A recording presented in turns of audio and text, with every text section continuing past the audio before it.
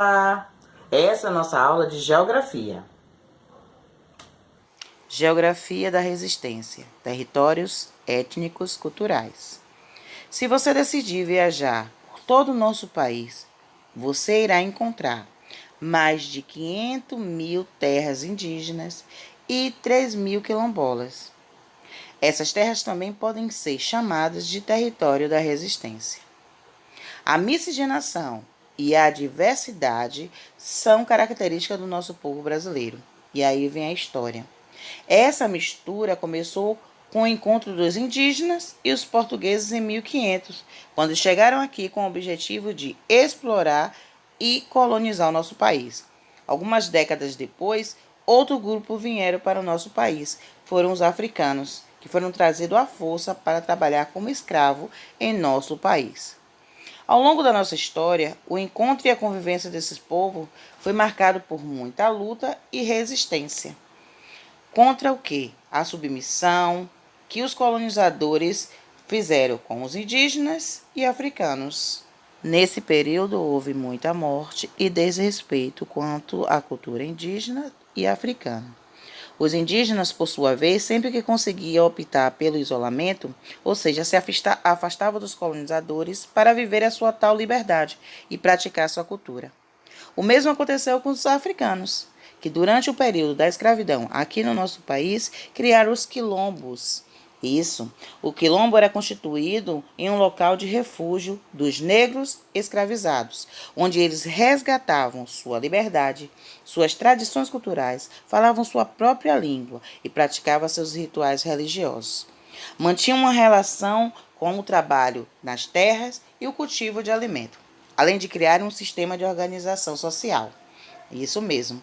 Muitos dos quilombos que foram constituídos naquele período do Brasil, que eram afastados, permaneceram ativos após a abolição da escravatura em 1888 e deram origem a uma comunidade chamada de quilombolas, que ainda existe atualmente e que também podem ser chamados de quilombos da resistência.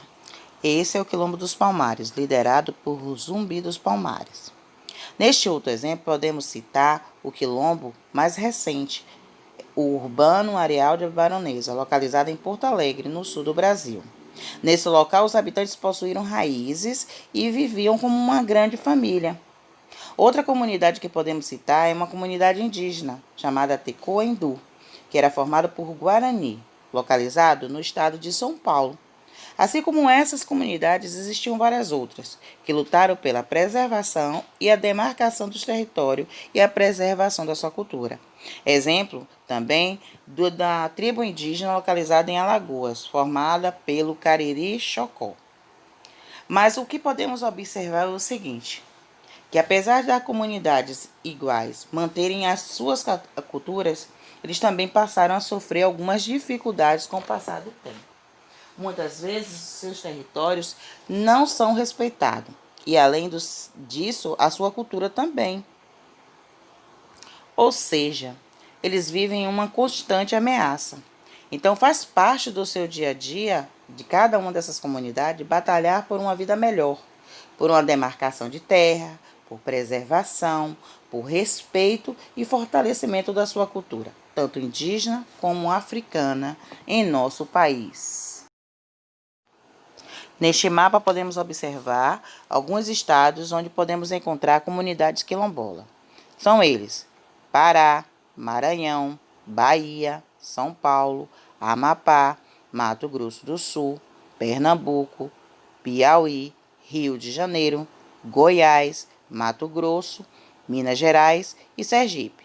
Esses estados podemos encontrar alguns quilombolas ainda resistentes, lutando pela sua história. Aí nessa imagem podemos observar os negros, comemorando. Era assim que eles viviam em seus quilombos, quando eles conseguiam a tal liberdade. Então eles surgiam por esses quilombos, podiam viver da forma que eles conheciam. Faziam festa, podiam praticar seus rituais. Esses quilombos formaram as comunidades quilombolas, existentes atualmente em nosso país. Essa outra imagem mostra uma atual comunidade quilombola.